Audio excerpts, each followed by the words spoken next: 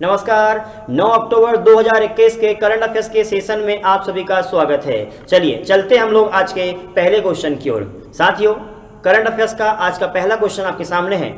2021 में रामायण में रावण का रोल निभाने वाले व्यक्ति का निधन हुआ है, जिनका नाम क्या है? आइए हम लोग यहाँ पर समझते हैं। साथियों, इस प्रकार से बनाया मैंने भारत का मानचित्र। मध्य प्रदेश, दिल्ली। 2021 में रावण का रोल निभाने वाले भारत देश के महान व्यक्तित्व के धनी व्यक्ति का निधन हो चुका है। उनका नाम क्या था? अब बात आई साथी यहाँ पर रामायण की, तो थोड़ा हम पहले समझ ले रामायण के बारे में। तो साथियों, भारत देश में टेलीविजन की शुरुआत हुई थी 15 सितंबर 1959 को। 15 सितंबर 1959 को टेलीविजन की शुरुआत हुई है, इसीलिए 15 सितंबर को हम लोग मनाते हैं राष्ट्रीय टेलीविजन दिवस के रूप में मनाते हैं, पहली बार। दूसरा, यहाँ पर आप समझेंगे टेलीविजन के ऊपर रामायण की शुरुआत कब हुई थी। तो साथियों, टेलीविजन के ऊपर रामायण की शुरुआत हुई थी 1986 में। और बात आई है रामायण की, तो साथियों यहाँ पर एक क्वेश्चन और बनेगा, क्योंकि रामायण के कलाकार रावण का निधन हुआ है, तो क्वेश्चन बनेगा कि रामायण में कुल कितने कांड थे। साथियों, रामायण में 7 कांड है। 7 कांड कौन से हैं? तो स्वाभाविक है, बच्चा जन्म लेगा तो बाल कांड। रावण ने जो है, राम भगवान ने जन्म लिया है कहाँ पर? अयोध्या में, तो बाल कांड। कहाँ के थे? अयोध्या के, तो अयोध्या कांड। दक्षिण में गए हैं, जंगल में वनवास हुआ, अरण्य कांड। दक्षिण में गए हैं, तो इस प्रकार से पूरे याद करना पड़ेगा। तो साथियों 7 कांड है। बाल कांड है, अयोध्या कांड है, अरण्य कांड है, किष्किंधा कांड है, लंका कांड, सुंदर कांड और उत्तर कांड। लंका कांड को ही युद्ध कांड के नाम से भी जानते हैं। तो ये 7 कांड है। और अब बात आई है रामायण के कलाकार रावण की मृत्यु हुई है, तो रावण की पूजा मध्य प्रदेश में कहाँ होती है? तो साथियों, मध्य प्रदेश में रावण की जो पूजा होती है ये होती है मंदसौर जिले में, और शाजापुर में एक तहसील में भी इसकी पूजा होती है। अच्छा, उसके अलावा और समझेंगे, मध्य प्रदेश में रावण का कलाकार निभाने वाली जो रामायण के कलाकार रावण है, इनका जन्म कहाँ पर हुआ था, नाम क्या है? साथियों, 2021 में रामायण के कलाकार रावण का निधन हुआ है, जिनका नाम है अरविंद त्रिवेदी। अरविंद त्रिवेदी जी का निधन हुआ है। अब जब अरविंद त्रिवेदी जी का निधन हुआ है, तो क्वेश्चन बनेगा कि इनका जन्म कहाँ पर हुआ था। साथियों, इनका जन्म जो है मध्य प्रदेश के उज्जैन से इनका संबंध है। अब जब बात आई है उज्जैन की, तो उज्जैन के भी कुछ नाम पूछेंगे। आप बताइए मुझे, जल्दी से कमेंट्स करिए, उज्जैन के क्या क्या नाम हैं। उज्जैन का नाम आपने अवंतिका सुना होगा, और भी बहुत सारे नाम इसके हैं, जैसे कनकश्रृंगा, कुशस्थली, अवंतिका, पद्मावती, कुदमद्वती, प्रतिकल्पा, अमरावती, अंबिका, भोगवती, विशाला। इस प्रकार से बहुत सारे नाम उज्जैन के देखने को मिल जाते हैं। तो उम्मीद करूंगा आपको एक क्वेश्चन कवर हो गया होगा। रामायण के कलाकार अरविंद त्रिवेदी जी का जन्म उज्जैन में हुआ था, जिनका निधन 2021 में हो चुका है। अगला क्वेश्चन की ओर हम बढ़ते हैं। साथियों, 2021 का नोबेल पुरस्कार रसायन का किसे दिया गया है? डालिए आप हेडिंग। 2021 में रामायण के कलाकार के निधन के बाद दूसरा क्वेश्चन आप लिख लेंगे। साथियों, नोबेल पुरस्कार 2021 में रसायन क्षेत्र का किसे दिया गया है? ये तो ठीक है। अच्छा, एक क्वेश्चन इसका बेसिक वाला बनेगा, जैसे नाम आए नोबेल का, तो नोबेल की जानकारी आपके सामने देखिए। इस प्रकार से ग्लोब बनाया 0 डिग्री भारत देश। साथ ही यहाँ पर एक पर्वत है, इसका नाम है स्कैंडिनेवियन पर्वत। स्कैंडिनेवियन पर्वत के ऊपर एक देश, इस देश मतलब यहाँ तो टोटल 5 देश है, उसमें से एक देश है जिसका नाम है नॉर्वे। साथियों, नॉर्वे देश में सन 1900 में नोबेल संस्था की स्थापना हुई थी, और 1901 में 5 क्षेत्रों में नोबेल पुरस्कार दिया गया था। कुल 6 क्षेत्रों में दिया था है। 1969 में एक क्षेत्र और जुड़ा इसमें, इकोनॉमिक का। इस प्रकार से कुल 6 क्षेत्रों में नोबेल पुरस्कार देना शुरू हो चुका है। साथियों, अभी तक भारत देश में 10 व्यक्तियों को नोबेल पुरस्कार मिल चुका है। अब 10 व्यक्ति को मिला हुआ है, तो आप जानते हैं पहले मिला था 1913 में भारत देश में रविन्द्रनाथ टैगोर को गीतांजलि के लिए, और अंतिम मिला हुआ है 2014 में कैलाश सत्यार्थी को, जो कि विदिशा जिले के हैं, उनको शांति के लिए नोबेल पुरस्कार मिला था। और 1913 मिला हुआ है साहित्य के लिए नोबेल पुरस्कार मिला हुआ था रविन्द्रनाथ टैगोर को। 10 नोबेल मिले हैं। 1969 में टोटल मिलाकर के 6 पुरस्कार हो चुके हैं। अब 6 पुरस्कार में से अब साथियों एक बात यहाँ आती है कि जब नोबेल पुरस्कार मिलते हैं इनके लिए अलग अलग देशों से स्वाभाविक है कि पत्र बुलवाते होंगे कि नोबेल देना किसको है। तो आइए समझते हैं साथियों, अंतर्राष्ट्रीय स्तर पर फरवरी के महीने में नोबेल पुरस्कार के लिए पत्र आमंत्रित करते हैं।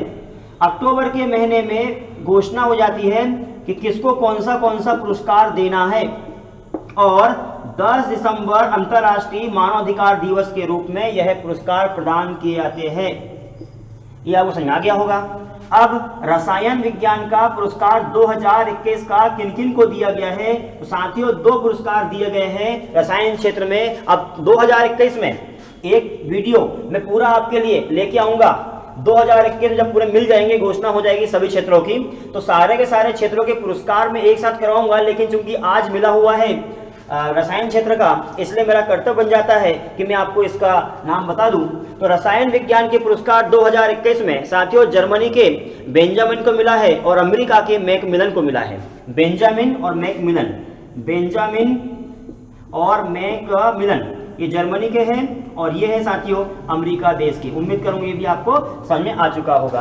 और नोबेल पुरस्कार क्यों देते हैं? क्योंकि साथियों आप जानते हैं अल्फ्रेड नोबेल, जिन्होंने 1863 में डायनामाइट की खोज की हुई थी। 1863 में ये भी क्वेश्चन बनता है कि डायनामाइट की खोज किसने की थी? अल्फ्रेड नोबेल ने की हुई थी। चलिए अगले क्वेश्चन की ओर फिर हम बढ़ते हैं।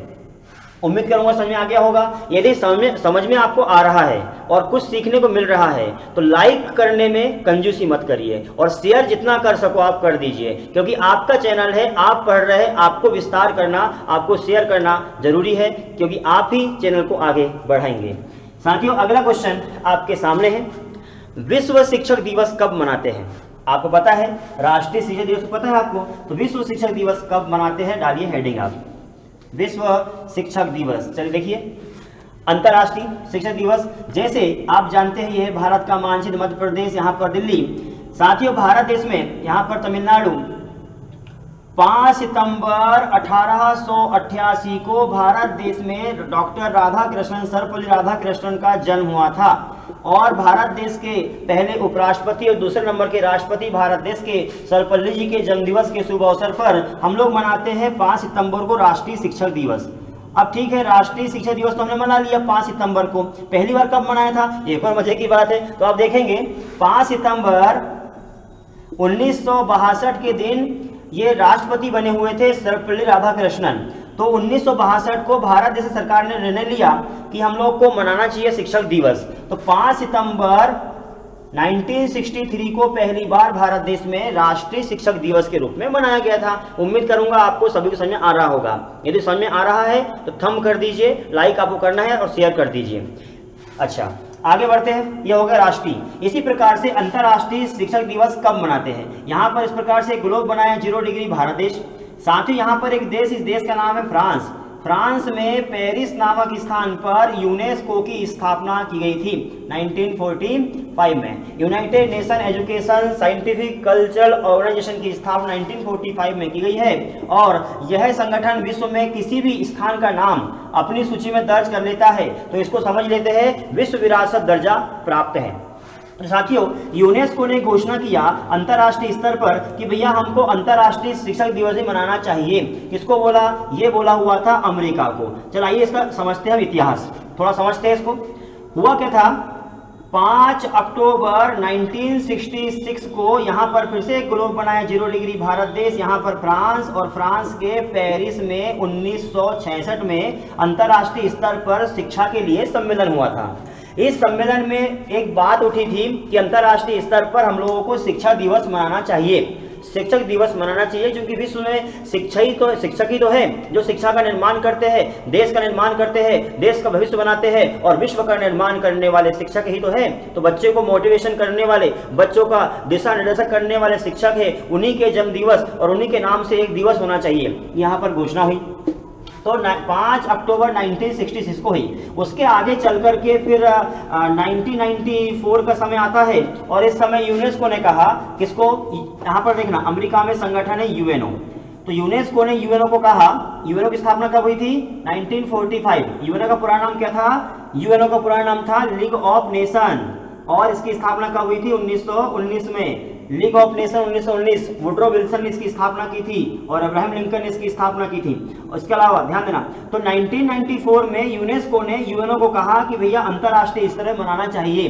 तो फिर यूएनओ ने कहा कि अरे हाँ यार, हमने एक सम्मेलन तो किए थे, यहाँ पर शिक्षा के ऊपर सम्मेलन हुआ था फ्रांस में, तो बोले इसको एक काम करते हैं, कब मनाएं? तो बोले हम लोगों ने सम्मेलन किया हुआ था 1966 में, इसी डेट को यादगार बनाए रखने के लिए बोले अपन क्या कर लेते हैं, शिक्षक दिवस मनाते हैं अंतर्राष्ट्रीय स्तर पर। तो 5 अक्टूबर 1994 को अंतर्राष्ट्रीय शिक्षक दिवस के रूप में मनाया गया यूएनओ के द्वारा। किसने कहा? यूनेस्को ने कहा हुआ था। उम्मीद करूंगा आपको समझ में आ चुका होगा। अब 2021 में जब शिक्षक दिवस मनाया गया है, इसकी थीम क्या थी? तो आप जानते हैं कोरोना काल में भयंकर त्रासदी मची हुई है, त्राही विश्व मच चुका है, तो इसको शिक्षा दिवस जो है, शिक्षा भी बहुत इससे प्रभावित हुई है, तो प्रभावित हुई है, इसीलिए 2021 में जो यूएनओ के द्वारा मनाया गया है, इसकी थीम रखी हुई थी कि 2021 में बहुत ज्यादा समस्या हुई है, तो आपको शिक्षा को, जो टीचर ही है, जो शिक्षा को पटरी पे लेके आएगा। इसलिए साथियों, शिक्षक दिवस के शुभ अवसर पर 2021 में थीम रखी शिक्षा को पटरी पे, शिक्षा को फिर से पटरी पे लाने के लिए शिक्षक ही निर्वहन करेगा। इस प्रकार की भूमिका जो है, इस प्रकार की बात जो है, ये थीम के रूप में रखी गई है कि पटरी पे लाने का काम शिक्षक ही करेगा शिक्षा को। उम्मीद करूं ये भी क्वेश्चन आपको समझ में आ चुका होगा। साथियों, अगला क्वेश्चन आपके सामने है, ऑनलाइन साइबर सुरक्षा जागरूकता अभियान किसके द्वारा मनाया जा रहा है? ऑनलाइन साइबर सुरक्षा अभियान, डालिए हेडिंग आप, देखिए यहां पर इस प्रकार से ग्लोब बनाया 0 डिग्री भारत देश। साथियों, यहां पर एक देश है, इस देश का नाम फ्रांस में 1923 में एक संगठन बना हुआ था फ्रांस के मैड्रिड शहर में। ये जो मैड्रिड शहर है, मैड्रिड शहर में 1923 में इंटरपोल की स्थापना हुई थी। जो इंटरपोल है, इंटरपोल की स्थापना 1923 में हुई थी साथियों, और 1923 में इसकी स्थापना इसलिए की थी, जिस प्रकार से हमारे भारत देश की पुलिस काम करती है, तो उस भारत के भौगोलिक क्षेत्र के भीतर करती है, उसी प्रकार से अंतर्राष्ट्रीय स्तर पर इंटरपोल पुलिस जो है, international police organisation, full form इसका होता है, तो इंटरपोल काम करती है। तो इंटरपोल ने अभी निर्णय लिया है 2021 में कि जिस प्रकार से लगातार सोशल साइट्स में क्राइम हो रहे हैं, नई ठगी हो रही है, तो नई ठगी को खत्म किया जाए। सोशल साइट्स पे बहुत ज्यादा फोन पे, गूगल, हाई, जितने प्रकार के फोन अकाउंट जुड़े हुए हैं, अकाउंट से लिंक आपके ऐप है, उनसे बहुत ज्यादा ठगी हो रही है। बहुत ज्यादा ओटीपी किसी माध्यम से लोगों को बोल देते हैं ओटीपी दीजिए, और ओटीपी के माध्यम से वो पैसा निकाल लेते हैं। तो ये अंतरराष्ट्रीय स्तर पर दुनिया के संपूर्ण देशों की समस्या बनी हुई है। इसीलिए इंटरपोल ने कहा है कि हम बोले एक काम कर रहे हैं, दुनिया के संपूर्ण देशों को जागरूक करने का काम करेंगे कि आपको ऑनलाइन साइबर से बचना है, आपको किसी को ओटीपी नहीं देना है, सीवीवी नंबर नहीं देना है, आपको एटीएम नंबर नहीं देना है। इस प्रकार से जनता को समझाना है। हम तो ठीक है, किसी प्रकार से कोई भी हमको यदि मांगता है ओटीपी, हम नहीं देने वाले हैं। जो समझदार शिक्षित लोग हैं नहीं देने वाले, लेकिन बेचारा गांव का व्यक्ति जिसको कुछ समझता ही नहीं है, आपने सुना होगा कि एक बैंक ऑफिसर बन के फोन करता है, बोले मैं बैंक से बोल रहा हूं और आप एटीएम नंबर, आपका जो है एटीएम नंबर दे दो, आपका नहीं तो बोले बैंक जो है खाता क्लोज हो जाएगा, एटीएम लॉक हो जाएगा। बोले जल्दी बता दीजिए। तो आपके यहाँ आपके पास बोले 4 नंबर का ओटीपी आया होगा, बोले नंबर दीजिए। बेचारा गांव का इंसान डर के और एटीएम बता देता ओटीपी, सारा पैसा खत्म एटीएम का। इस प्रकार से साथियों ऑनलाइन ठगी भी होती है। इसके लिए जागरूक करने के लिए इंटरपोल ने अभियान चलाया। कब से कब तक चलेगा? तो साथियों अंतरराष्ट्रीय स्तर पर 2021 में यह अभियान चल रहा है, 4 अक्टूबर से 22 अक्टूबर के बीच में। तो क्वेश्चन बनेगा कि अंतरराष्ट्रीय साइबर क्राइम के खिलाफ अभियान चल रहा है, 4 से लेकर के 22 अक्टूबर के बीच में चलाया जा रहा है। उम्मीद करूंगा यहां तक का आपको समझ में आ चुका होगा। साथियों अगला वीडियो फिर मिलेगा आपको कल सुबह 6:30 बजे। अगले वीडियो तक के लिए आप सभी का धन्यवाद। अच्छा, एक और बात, यदि आपको वीडियो अच्छा लगता है और यही आपको जानकारी और भी चाहिए, तो कमेंट्स में मुझे बताने में आपको डर नहीं लगना चाहिए कि अच्छा पढ़ा रहा हूं, आपको समझ में आ रहा है कि नहीं, कुछ सुधार करना है, आप मुझे जरूर थोड़ा सा बताने का काम करेंगे प्लीज। चलिए अगले वीडियो तक के लिए आप सभी का धन्यवाद।